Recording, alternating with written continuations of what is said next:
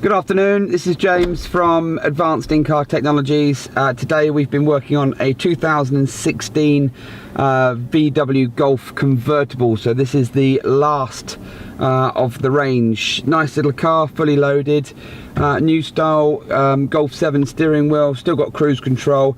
You will notice that this has got the Kenwood DNX525DAB radio fitted, probably fitted by the main dealer, but this customer has come all the way from Wales to have a rear view camera fitted. So what we've done is we have fitted the genuine Volkswagen pop-out emblem camera, and we've interfaced it to work with this Kenwood system.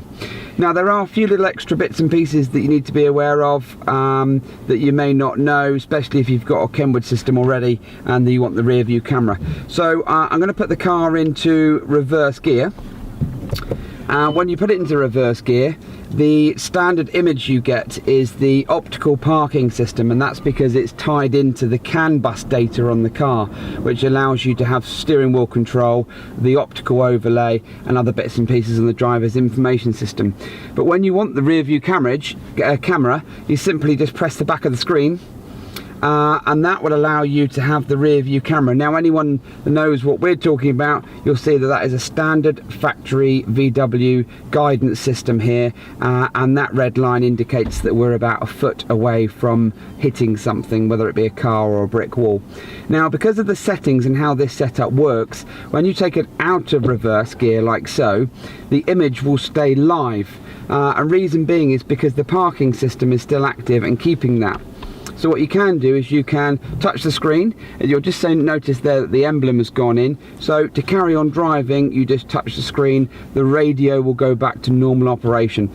This has been verified by Kenwood as standard procedure. So put it into reverse. You've got your initial overlay for your parking assist, and then you can touch the screen to give you the rear view camera.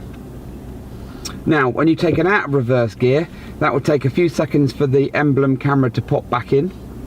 Once that pops back in, you're either left with the screen, which is a black screen, and you can simply press the screen and it will go back to your normal operation, or go back to the parking sensors like so. Now you can turn off this feature, so I'm just going to press the parking button at the bottom because the parking feature is still enabled, and that links in with the factory optical parking system front and rear. So I'm just going to touch the screen, reverts back to the normal radio screen. If you wanted to, you can actually change the way that interface works, so I'm going to show you now how to do that, just in case you've got the same setup and are encountering similar issues. So press your menu button, scroll along to setup. Top left hand corner you'll see the word system, and then user interface. Now down at the bottom of the page you'll find beep for park distance control. Have that off, because otherwise you'll have the parking from the optical parking from the car and also the Kenwood generating audio, which is a pain. But you can turn off vehicle information. When you turn off vehicle information like so, what it means is that the camera will have priority rather than the factory optical information. Now if you do that, you'll find that the steering wheel interface will still work, but when we put it into reverse, the camera has then priority. So I haven't seen the image for the optical parking, I haven't had to touch the screen.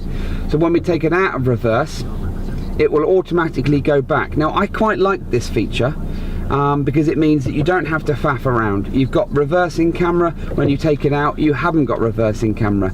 But because I've turned off the interface, we don't get the climate control. And some people might like that climate control, but that's up to you.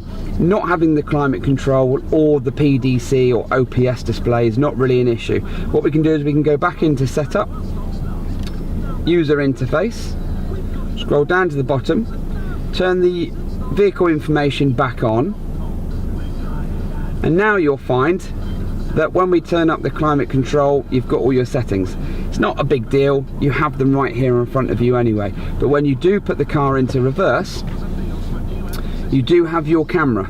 But if you take it out of reverse, you will then have to physically press that button, and it's only because we haven't restarted the car that it's still doing the system before. So parking system off.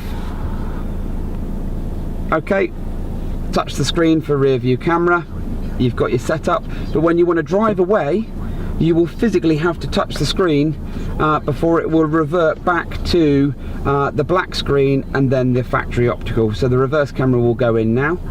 Get your black screen, touch the screen, and once you've touched the screen, that will then revert back to your radio operation. Sort of seems complicated, but I quite like the option of having both.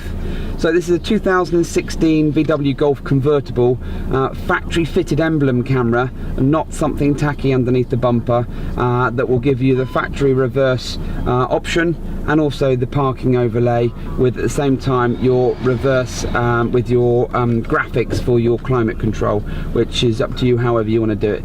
If that is confusing in any way, get in touch with us. It's Advanced In-Car Technologies. We're happy to help supply you the bits and pieces, etc, etc. And you've been watching Advanced In Car. Have a good day.